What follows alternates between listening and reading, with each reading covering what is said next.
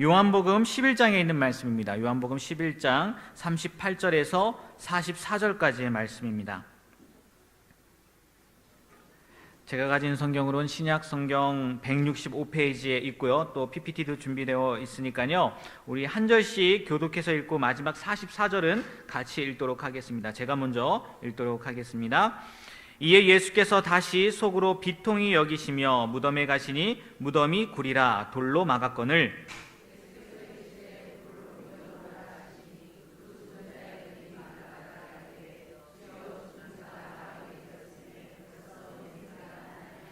예수께서 이르시되 내 말이 내가 믿으면 하나님의 영광을 보리라 하지 아니하였느냐 하시니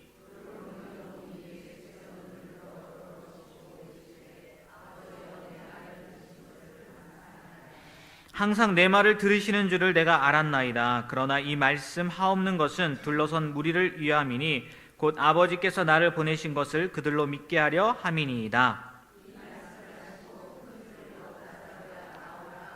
함께 있습니다. 죽은 자가 수족을 배로 동인 채로 나오는데 그 얼굴은 수건에 쌓였더라. 예수께서 이르시되 풀어놓아 다니게 하라 하시니라. 아멘. 네, 이 시간 김명식 전사님 나오셔서요, 예수님의 감사라는 주제로 말씀을 전해 주시도록 하겠습니다.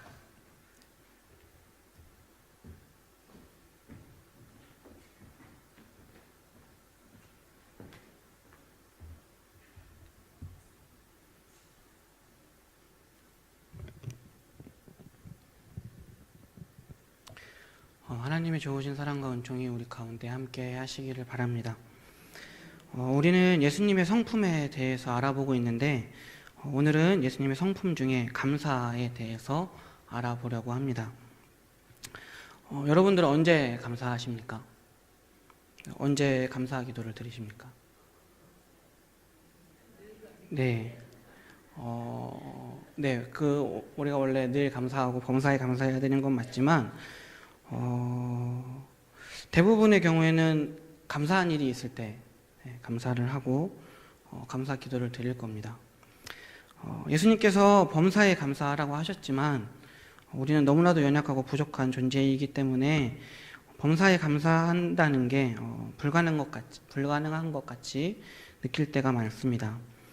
이게 저한테만 해당되는 이야기는 아닐 겁니다. 여러분들은 오늘 감사하셨습니까? 혹시 아직 하루를 시작한 지 얼마 안 돼서 감사할 수 있는 시간적인 여유가 좀 부족하셨나요?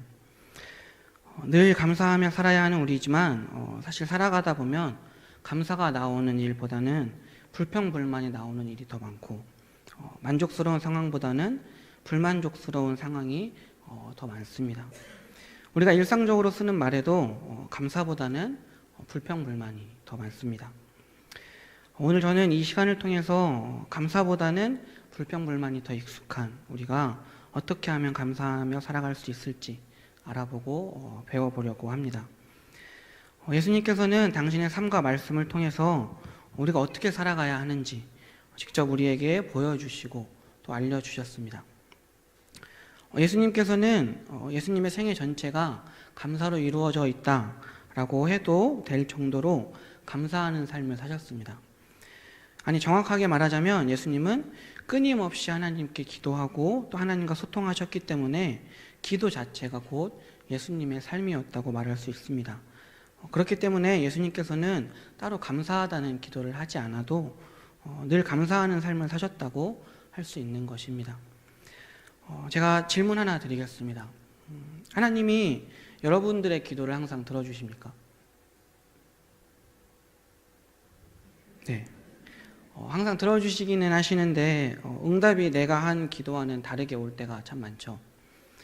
예수님께서는 마태복음 16장 19절에서 내가 땅에서 무엇이든지 매면 하늘에서도 매일 것이요 내가 땅에서 무엇이든지 풀면 하늘에서도 풀리리라 라고 말씀하셨습니다. 예수님이 이렇게 말씀하셨는데 우리 기도는 왜 이루어지지 않을까요? 복음서를 보면 종종 예수님께서 기도하시는 모습을 볼 수가 있습니다. 예수님께서 기도하셨던 모습과 그 내용을 보면 우리는 그 기도가 하나님께 무엇을 요청하는 것이 아님을 알 수 있습니다. 또 예수님은 우리에게 정말 완벽한 기도의 모델을 알려주셨습니다. 바로 우리가 눈 감고 줄줄줄 외는 주의 기도, 주기도문이라고 하는 주의 기도입니다.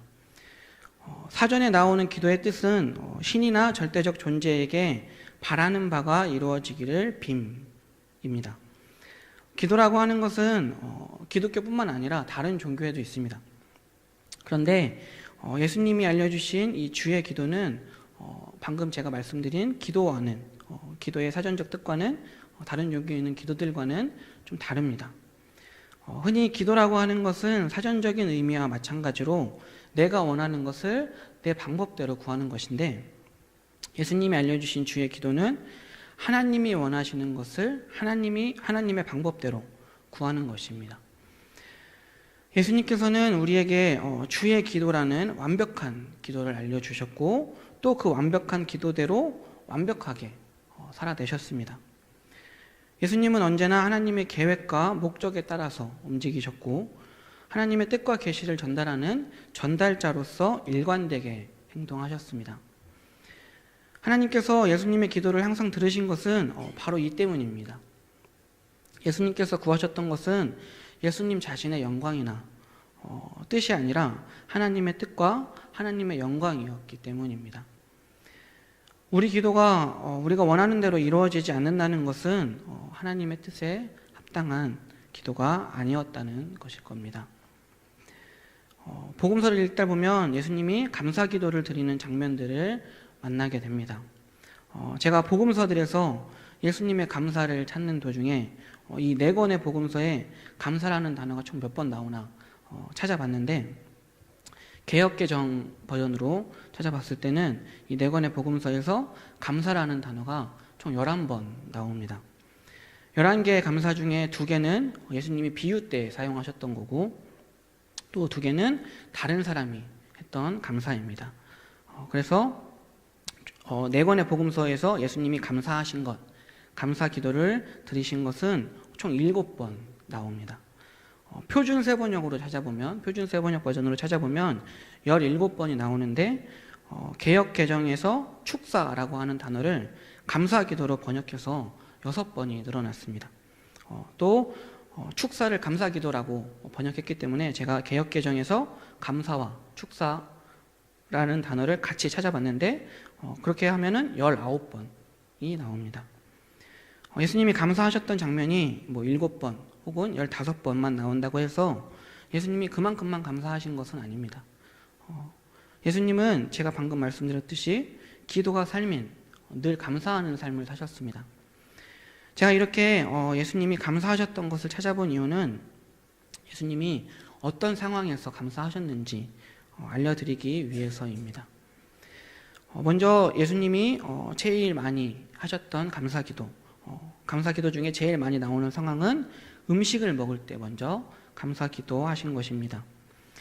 예수님은 거의 음식을 나눌 때마다 식사 전에 먼저 감사기도를 드리셨습니다. 오병이어의 기적이 일어났을 때도 예수님은 식사 전에 먼저 감사기도를 드리셨습니다. 그때 예수님은 많은 사람들을 앞에 두고 제자들에게 우리가 어디에서 음식을 사서 이 사람들을 먹이겠느냐라고 물어보셨습니다. 그러자 안드레가 예수님, 여기 한 아이가 보리떡 5개와 물고기 2마리를 가져왔는데 이것이 많은 사람들에게 얼마나 되겠습니까? 라고 말하면서 달리 방법이 없다는 듯이 부정적인 반응을 보였습니다.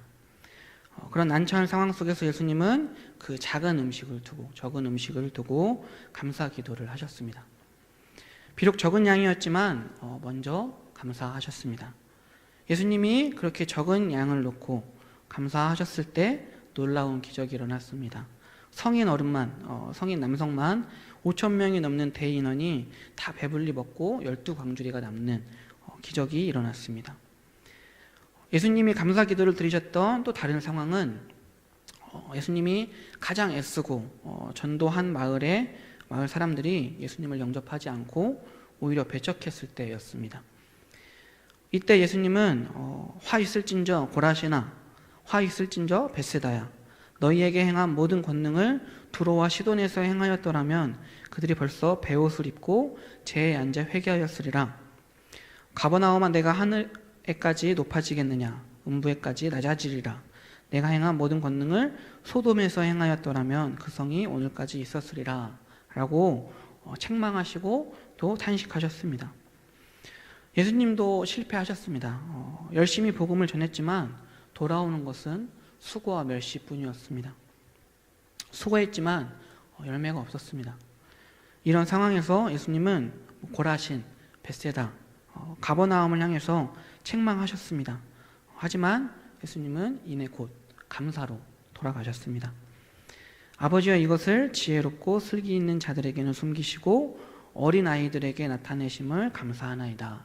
옳소이다. 이렇게 된 것이 아버지의 뜻이니이다. 어른들은 예수님을 배척했지만 아이들이 주님을 받아들였다는 것이 감사의 이유였습니다. 큰 비중을 두고 애쓴 일이 마음대로 되지 않아서 가슴 아팠지만 아이들이 복음을 받아들인 것이 감사의 조건이었습니다. 그리고 모든 일은 다 아버지의 뜻 안에서 이루어진 일이고 모든 결과가 아버지의 뜻임을 인정하셨습니다. 또 예수님은 십자가를 지시기 전에 제자들과 가진 최후의 만찬 자리에서도 감사하셨습니다. 며칠 후면 바로 다음 날이면 내가 죽는다는 것을 알고 있는데 몇 시간 후면 정말 상상할 수 없는 고통을 당할 것을 알고 있는데 그런 상황에서 어떻게 감사할 수 있을까요? 누가복음 22장에서는 예수님도 곧 당할 고난과 죽음이 줄 두려움 때문에 하나님과의 단절이 주는 두려움 때문에 밤새 땀이 피처럼 쏟아지게 기도하셨다라고 전하고 있습니다.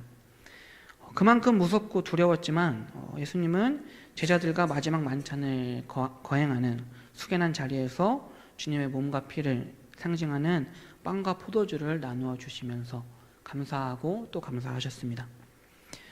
예수님의 또 다른 감사의 상황은 오늘 본문 말씀의 내용인 나사로의 무덤 앞에서였습니다.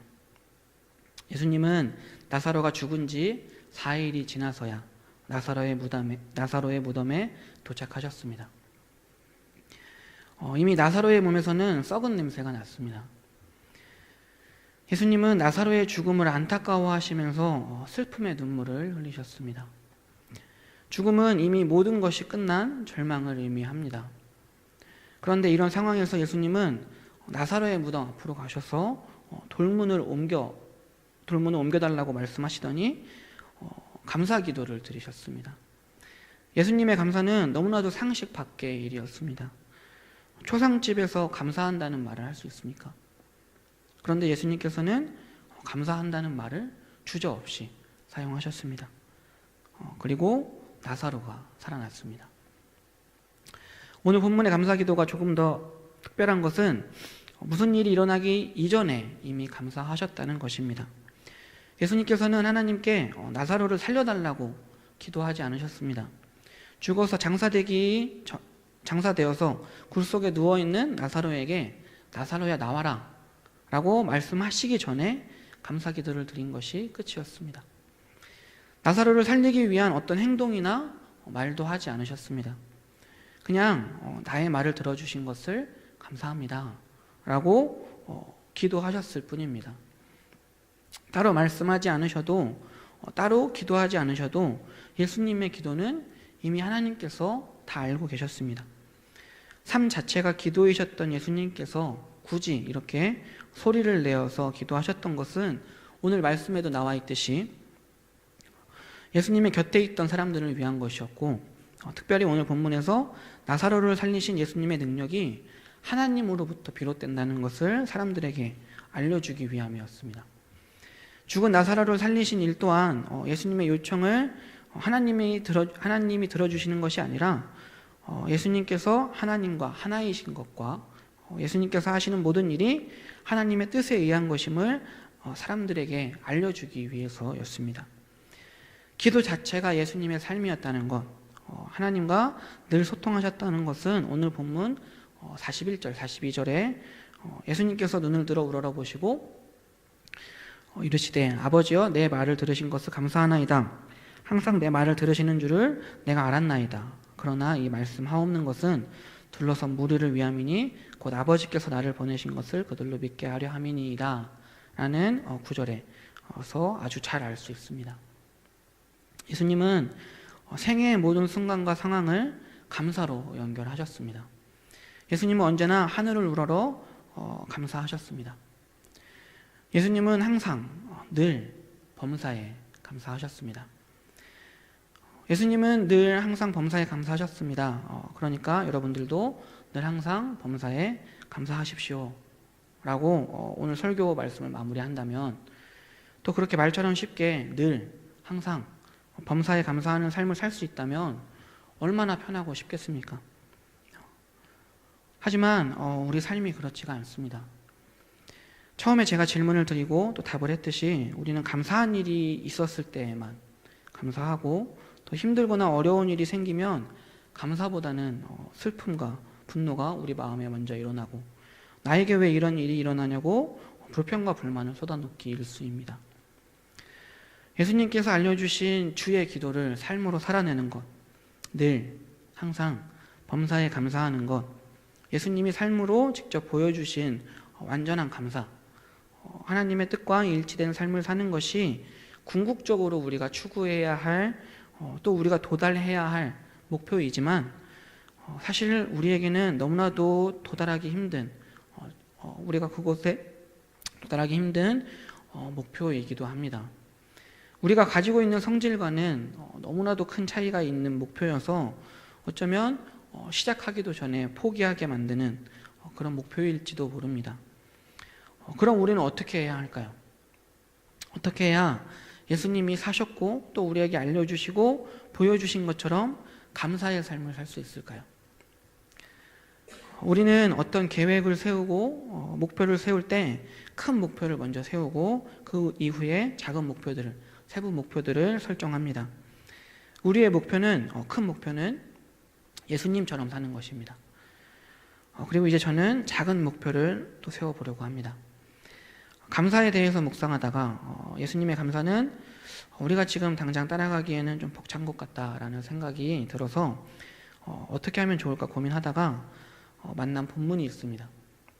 복음서에서 감사라는 단어를 검색하다가 만난 본문입니다. 마가복음 17장 11절에서 19절 말씀입니다. 제가 한 절 읽고, 제가 먼저 한 절 읽고 또 여러분들이 한 절 읽고 나머지 마지막 절은 합독하겠습니다. 예수께서 예루살렘으로 가실 때에 사마리아와 갈릴리 사이로 지나가시다가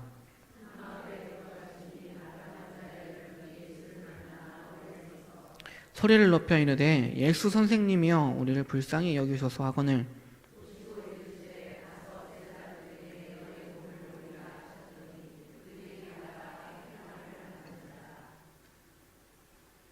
그 중에 한 사람이 자기가 나은 것을 보고 큰 소리로 하나님께 영광을 돌리며 돌아와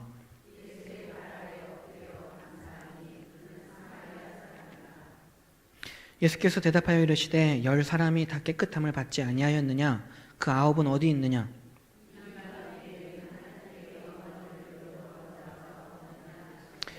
같이 읽겠습니다. 그에게 이르시되 일어나 가라 내 믿음이 너를 구원하였느니라 하셨더라. 아멘.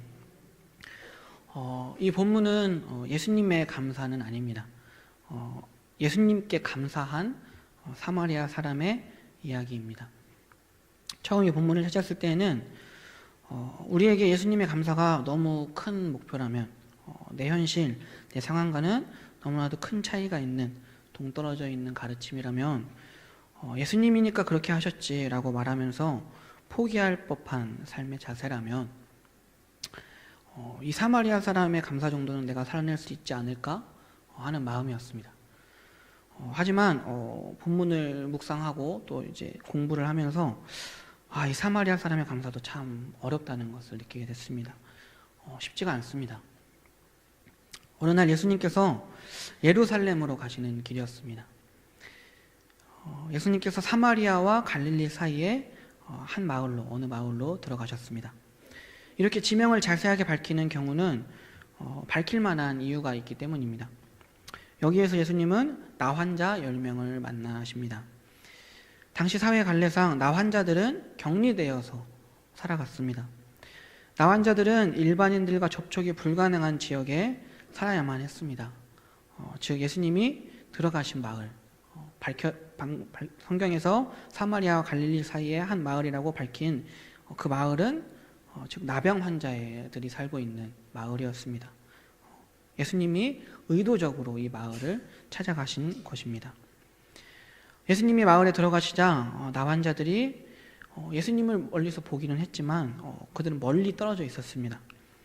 나환자들은 나병을 가지고 있었기 때문에 일반 사람들, 특히 정통 유대인들에게 가까이 갈 수 없었습니다. 그렇기 때문에 이렇게 멀리 떨어져 있을 수밖에 없었습니다. 그들은 그들 나름대로 율법을 지키고 있었습니다. 갈릴리 사람들과 사마리아 사람들은 원래는 원수처럼 지냈습니다. 서로 왕래도 없었고 서로를 너무나도 싫어해서 만남 자체가 아예 없었지만 예수님이 이 마을에서 만난 나환자들은 조금 달랐습니다. 나병이라는 고난 때문에, 고통 때문에 원래는 함께하지 않는 갈릴리 사람과 사마리아 사람이 함께 어우러져 살았습니다. 이들은 갈릴리에서도 소외받고 또 사마리아에서도 소외받았기 때문에 소외받은 사람들끼리 서로 의지하면서 살았던 것 같습니다. 그러다 자신들을 찾아온 예수님을 만납니다. 나환자들은 철저하게 사회로부터 소외받던 사람들이었습니다. 나병은 한센병이라고 하는 나병은 전염병입니다. 하지만 전염성이 있다고 해서 그들을 격리시킨 것만은 아니었습니다. 유대인들은 나병을 하나님의 저주라고 생각했기 때문에 그들을 격리시켰고 또 돌보지도 않았습니다. 처음부터 나병에 걸려서 태어난 경우는 거의 없었습니다. 나환자들은 원래는 다른 사람들과 함께 잘 지내던 사람들이었습니다. 그러던 어느 날 갑자기 나병에 걸려서 지내던 곳에서 쫓겨나고 함께 살던 사람들에게 버림받게 되었습니다. 어쩌다가 낫는 경우가 정말 간혹 있긴 했지만 그건 정말 말 그대로 어쩌다가 간혹 있는 일이었습니다. 그렇게 아무런 희망도 없이 사람들에게 또 하나님에게 버림받고 살아가던 정말 불쌍한 사람들이 이 나환자들이었습니다. 그러던 어느 날 예수님에 대한 소식을 듣게 됩니다. 아마 이들은 예수님에 대한 소식을 들었을 겁니다. 예수라고 하는 사내가 돌아다니면서 여러 환자들을 고치는데 특별히 나환자들을 고쳤다라는 소식은 이들에게는 엄청난 희망이 되었을 것입니다. 이들은 예수님이 자신들에게 오시기 전에 예수님이 어디 계신지 속속들이 다 알고 있었을지도 모릅니다. 그런데 이들은 예수님께 갈 수가 없었습니다. 예수님이 어디 계신지 알았다고 해도 예수님께 갈 수가 없었습니다. 왜냐하면 사람이 많은 곳에서 돌아다니다가는 나환자는 다른 사람들에게 나환자라는 것을 걸리게 되면 그 자리에서 돌에 맞아서 죽을 수도 있었기 때문입니다. 사람들이 많은 곳에서 돌아다닌다는 것은 이 전염성이 있는 나병을 여기저기 옮기고 다니는 것이기 때문에 율법상 그들이 사람들이 던지는 돌에 맞아 죽는다고 해도 어느 누구도 그 돌을 던진 사람을 탓하지 않고 그들을 탓하지 그것이 잘못된 일이라고 생각하지 않았습니다. 오히려 그것이 당연한 것이라고 생각했습니다. 그래서 나병 환자들은 길을 다닐 때 자신이 나환자라는 것을 알리기 위해서 부정하다, 부정하다, 부정하다 외치면서 다녀야 했습니다. 온몸을 다 감싸고 다닌다고 할지라도 부정하다고 큰 소리로 외치고 다녀야 했습니다. 그래서 그들은 예수님이 나환자들을 고쳐주셨다라는 소식을 듣기는 했지만 예수님을 찾아갈 수가 없었습니다. 예수님의 주위에는 늘 사람들이 많았기 때문입니다. 아예 접근조차 할 수도 없는 상황이었습니다. 그런데 예수님이 이들을 찾아오셨습니다. 예수님이 그들을 찾아오셨을 때 예수님에 대한 소식을 듣고 예수님에 대해서 이미 알고 있었기 때문에 그들은 자신들을 만나러 온 예수님을 향해서 멀찍이 서서 멀리 떨어져서 예수님이 있는 것 같은 무리를 향해서 저 멀리에 있는 무리를 향해서 예수 선생님이여 우리를 불쌍히 여기소서라고 소리 질렀던 것입니다. 그 소리를 들으신 예수님은 그들에게 가서 제사장들에게 너희의 몸을 보여라 라고 말씀하셨습니다. 예수님은 그들에게 가서 제사장에게 몸을 보이라고 말씀하셨습니다. 단지 그 말뿐이었습니다. 다른 것은 없었습니다. 뭐 그들의 몸에 손을 올리고 고쳐주신다든지 그들을 위해서 기도해 주신다든지 이런 일은 전혀 없었습니다. 단지 그들을 향해서 너희의 몸을 가서 제사장에게 보여주라 라고 말씀하신 것 뿐이었습니다. 우리는 이 본문으로 설교를 듣거나 묵상을 할 때 대부분 사마리아 사람의 믿음에 초점을 둡니다. 다른 9명의 사람들은 예수님께 감사하지 않았지만 이방인이었던 사마리아 사람만 다시 돌아와서 예수님께 낫게 해주신 것에 대해서 감사드렸던 것만을 집중합니다. 하지만 우리는 이 본문을 다시 한번 주의 깊게 살펴볼 필요가 있습니다. 제가 바로 방금 전에 말씀드렸듯이 나 환자들은 사람들이 많은 곳에 함부로 다닐 수가 없었습니다. 부정하다고 소리치면서 다닌다고 할지라도 사람들이 많은 곳에는 정말 함부로 들어갈 수가 없었습니다. 잘못했다가는 돌에 맞아 죽을 수 있었기 때문입니다. 그냥 위협 정도가 아니라 정말로 돌이 날아드는 일이 잦았습니다. 나 환자는 사람들에게도 심지어 하나님께도 버림받았다고 저주받았다고 생각했던 것이 그 당시의 보편적인 문화이자 생각이었습니다. 나 환자가 근처에 있다는 것을 알게 되면 그 무시무시한 저주가 재수가 없어서 나한테라도 옮겨진다면 나한테 옮기기라도 한다면 그때는 어떻게 합니까? 그 무시무시한 저주가 옮지 않도록 빨리 돌로 때려서 그 나 환자를 죽여야 하지 않겠습니까? 그런데 예수님께서는 그렇게 언제라도 돌에 맞아 죽어도 이상하지 않을 사람들에게 가셔서 당장 고쳐주시기는커녕 그들에게 제사장에게 가서 몸을 보여줘라 라고 말씀하십니다. 잘 생각해 보십시오. 나병으로부터 깨끗해졌다고 인정을 받고 다시 사회로 돌아가기 위해서는 제사장에게 가서 몸을 보여주고 제사장으로부터 확인을 받아야 했습니다. 제사장이 어디에 있겠습니까? 제사장들은 성전에 있습니다. 제사장에게 몸을 보이려면 성전으로 가야 합니다. 성전은 어떤 곳입니까? 성전은 사람들이 정말 많이 모여 있는 곳입니다. 제가 계속해서 말씀드렸듯이 사람들이 많은 곳은 나 환자들이 돌에 맞아 죽기 정말 딱 좋은 곳입니다. 성전도 위험하지만 성전으로 가는 길도 위험했습니다. 그렇게 사람들이 많은 곳에 어떻게 가겠습니까?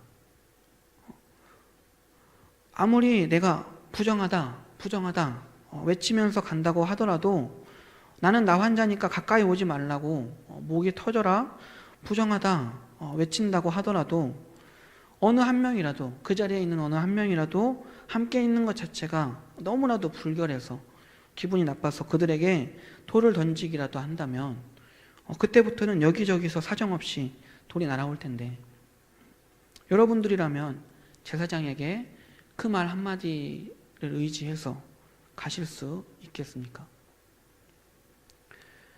저는 정말 주저했을 것 같습니다. 신랑 같은 희망이라도 붙잡는 심정으로 마지막에 어쩔 수 없이 가긴 했겠지만 그 결정까지 정말 많은 용기를 필요로 했을 것 같습니다. 아니 예수님께 그런 거 말고 그냥 이 자리에서 고쳐달라고 울며 불며 매달렸을 것 같습니다. 그래도 안 된다면 예수님께 화를 낼 수도 있을 것 같습니다. 아니 알만한 양반이 왜 그러시냐고. 이런 모습으로 제사장한테 간다면 돌에 맞아 죽는다는 것을 뻔히 아는 양반이 어떻게 나한테 이럴 수 있냐고 막 예수님께 따지고 원망했을 수도 있을 것 같습니다. 그런데 이 누가복음에 나오는 나병 환자 10명은 예수님의 말을 듣고 제사장에게 몸을 보이러 갑니다. 상식적으로 내 몸이 먼저 낫고 그것을 내 눈으로 확인하고 다른 사람들에게도 보여주면서 진짜 내가 나은 게 맞는 건지 여러 번 확인하고 그러고 난 다음에 제사장에게 가서 확인을 받는 것이 순서입니다. 왜냐면 진짜 잘못했다가는 하나뿐인 목숨이 날아가니까요. 무모하게 도전했다가는 바로 요단강을 건너게 됩니다. 그런데도 이들은 예수님의 제사장에게 가서 몸을 보이라 라는 그 말을 의지하고 제사장에게 나아갑니다. 이렇게 보면 이들의 믿음은 정말 대단한 믿음입니다. 이들이 제사장에게 간 지 얼마나 지났을지는 모르겠지만 제사장에게 가는 길에 이들의 몸이 나았습니다. 고침을 받았습니다. 얼마나 기뻤을까요? 그 병 때문에 사람들에게도, 또 사랑하는 사람들에게, 가족들에게도 버림받았던 그들이었습니다. 자신이 나병에 걸린 것을 알았을 때 하나님도 나를 버렸다고 생각했고 절망에 빠져있던 그들이었습니다. 그런 그들의 병이 나았습니다.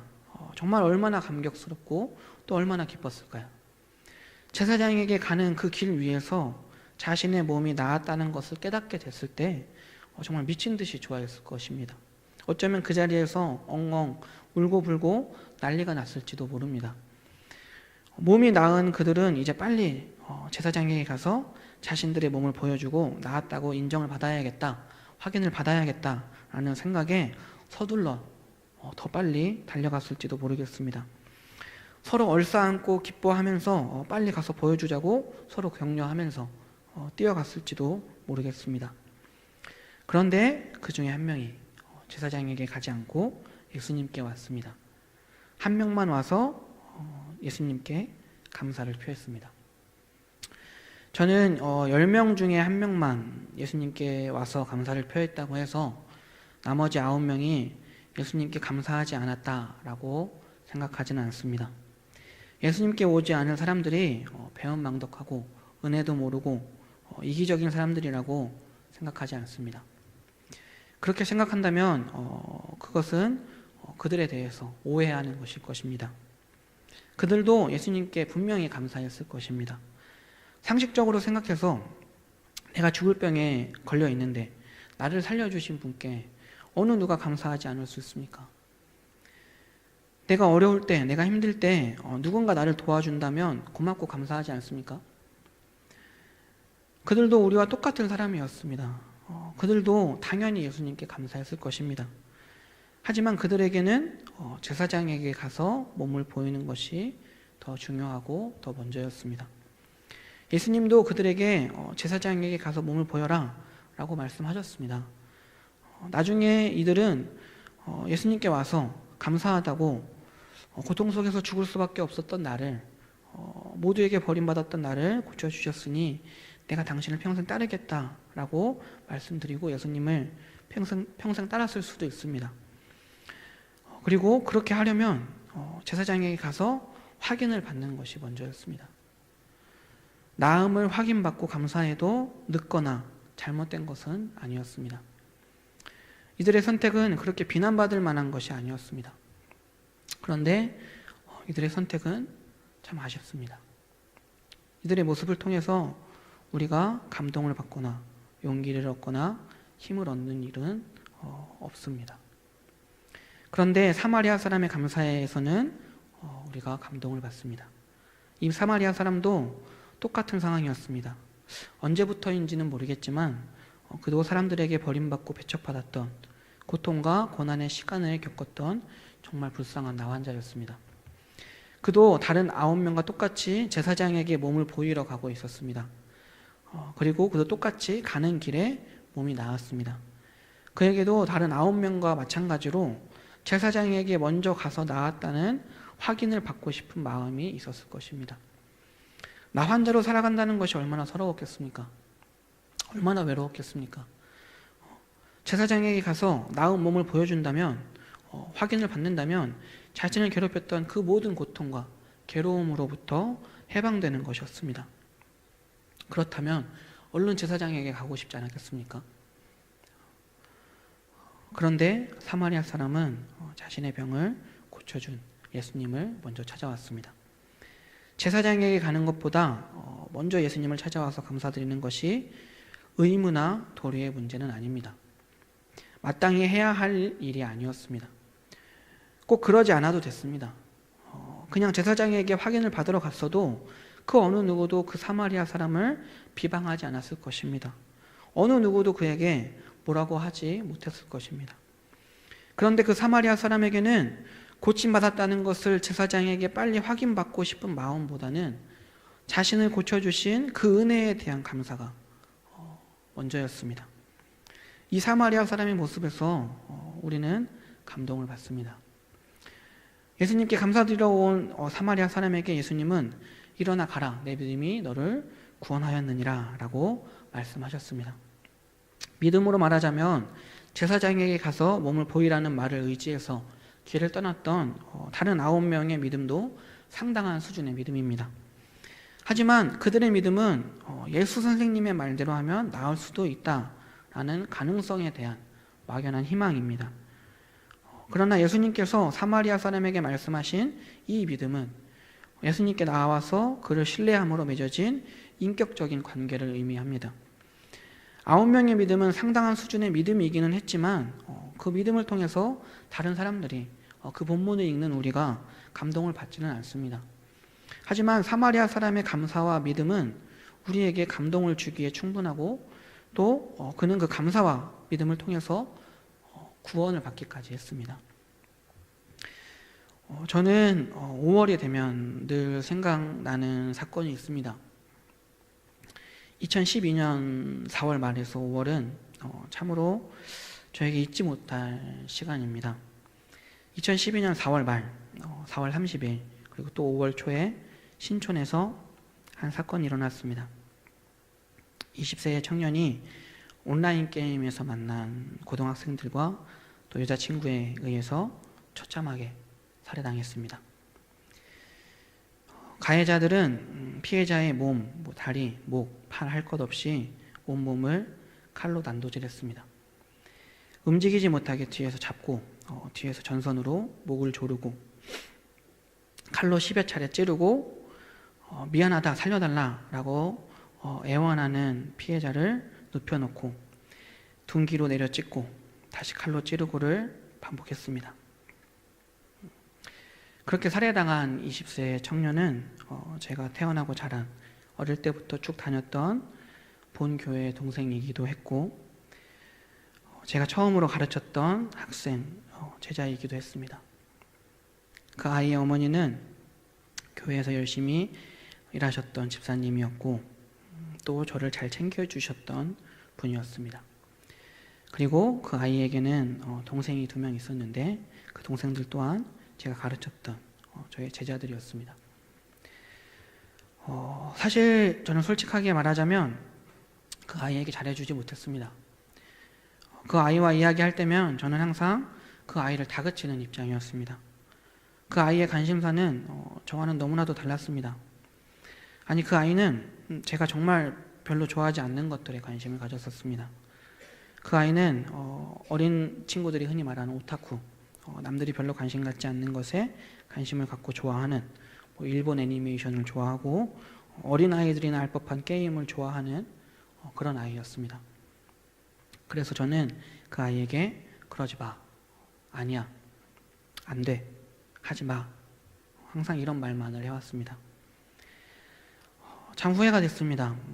좀 더 잘해줄 걸, 얘기를 더 잘 들어줄 걸, 더 관심을 가질 걸, 내가 한 번이라도 더 그 아이의 말을 들어줬었더라면 그런 일이 벌어지지 않았을 수도 있었을 텐데 그런 생각이 머리를 떠나지 않았습니다. 이런 일이 생길 거라는 것을 상상도 할 수 없었습니다. 참 미안한 마음을 가지고 3일간의 장례를 함께 했습니다.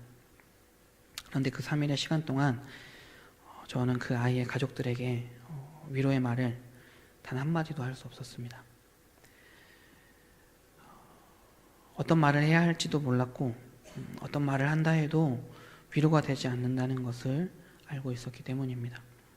그리고 어줍지 않게 건넨 말이 오히려 상처가 되고 화를 일으킬 수 있다는 것을 알고 있었기 때문입니다.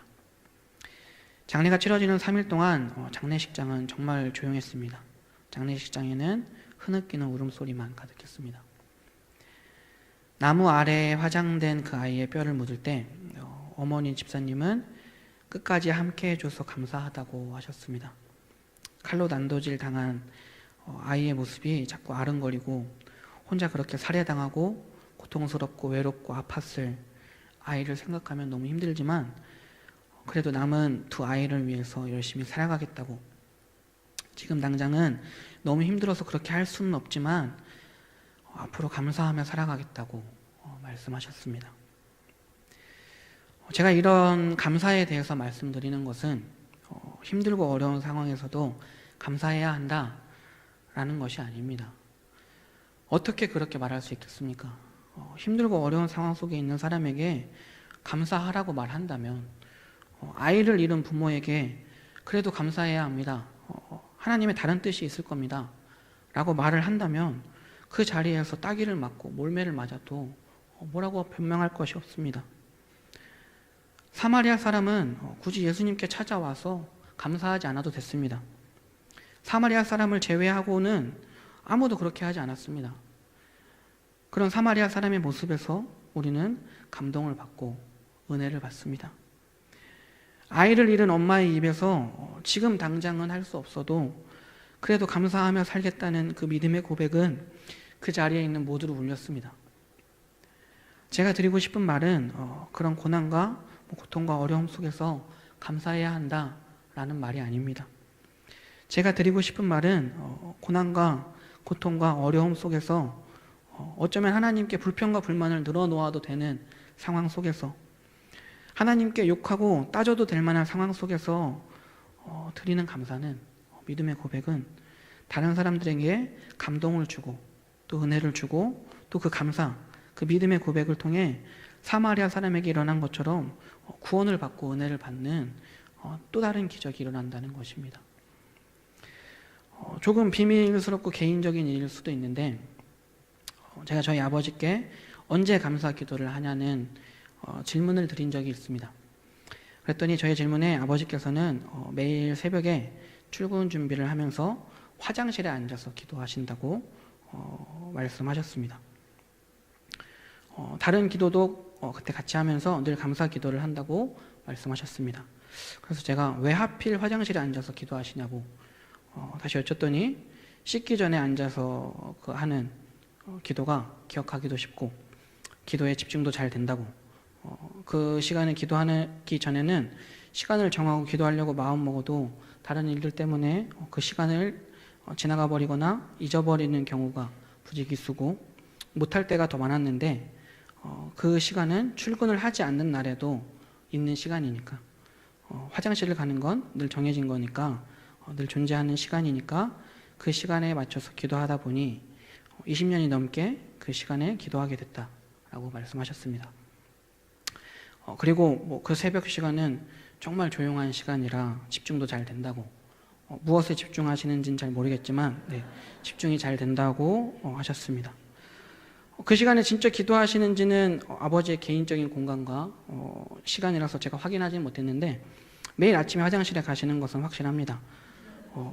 이어서 제가 무슨 감사 기도를 하냐고 여쭤봤더니 아버지께서는 그냥 다 감사하지 라고 말씀하셨습니다. 이건 저희 아버지 카카오톡 프로필 사진인데 혹시 글씨가 보이시나요? 나를 살려주신 분, 그분은 나의 주 예수님, 함께 하시는 하나님이라고 적혀 있는데 이게 맞춤법이 좀 띄어쓰기가 잘 안 돼 있어서 제가 어젯밤에 고쳐드렸습니다. 저희 아버지께서는 제가 초등학교에 들어가기 전에 간경화로 쓰러지신 일이 있습니다. 사실 제가 너무 어릴 때였기 때문에 너무 어려서 아버지가 어떤 상황이었는지 인지할 수도 없을 정도로 어린 때였기 때문에 정확하게 기억나지는 않지만 제 기억 속에 아버지의 모습의 한 부분은 병원에서 환자복을 입고 누워있는 모습으로 남아있습니다. 아버지도 또 옆에서 간호하셨던 어머니도 정말 이러다 죽겠구나 라는 생각이 들 정도로 위험한 상황이었다고 합니다.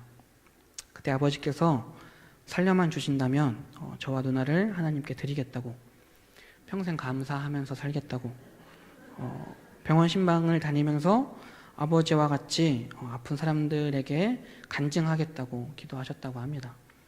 그냥 다 감사하지 라고 그냥 제게 하셨던 말이 말하셨던 게 그냥 얼버무린 것이 아니라 저와 누나에게 뜻도 물어보지 않고 서원한 걸 늘 미안해하시는 마음이 앞서 있다는 것을 알고 있기 때문에 그 이상 곤란한 질문을 드리지 않았습니다.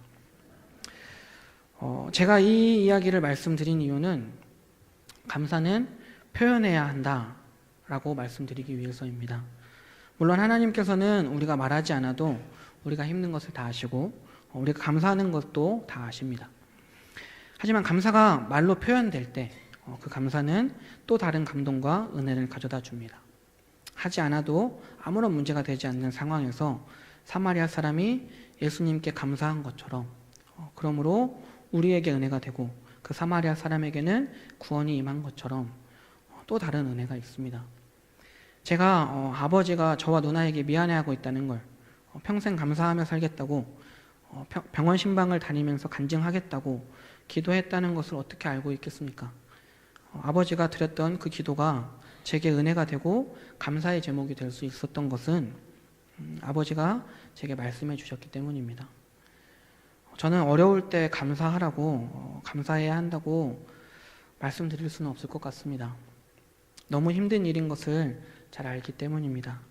하지만 우리가 기억해야 할 것은 그렇게 어려운 때에 드리는 감사 기도야말로 표현되는 감사 기도야말로 그 감사 기도를 드리는 본인에게도 주위 사람에게도 은혜와 감동이 된다는 것이고 하나님께 기쁨이 된다는 것입니다. 잠깐 다른 얘기를 해서 잊어버리셨을 수도 있는데 오늘 우리는 예수님의 감사에 대해서 알아보고 있습니다.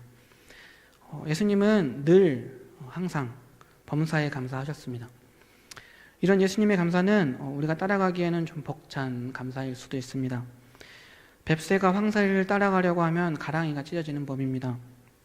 예수님의 감사는 궁극적으로 우리가 추구해야 할, 우리가 이루어야 할 감사이지만 아직은 부족한 우리이기에 우리 삶 속에서 차근차근 감사의 범위를 넓혀가길 바라는 마음으로 오늘 말씀을 준비했습니다. 늘 감사하며 살아가는 우리가 되기를 바랍니다. 그런 감사의 삶을 살아내기 위해서는 먼저 감사를 표현하는 우리가 되어야 합니다. 천리길도 한 걸음부터라고 했습니다. 작은 일에도 감사하고 굳이 하지 않아도 되는 일에도 감사하며 감사의 범위를 넓혀가다 보면 우리의 삶 역시 예수님의 삶처럼 늘 항상 범사에 감사하는 삶을 살아가게 될 것입니다. 우리 삶을 통해서 예수님의 삶을 증거하는 하나님의 사랑을 나타내는 우리가 되기를 간절히 바랍니다.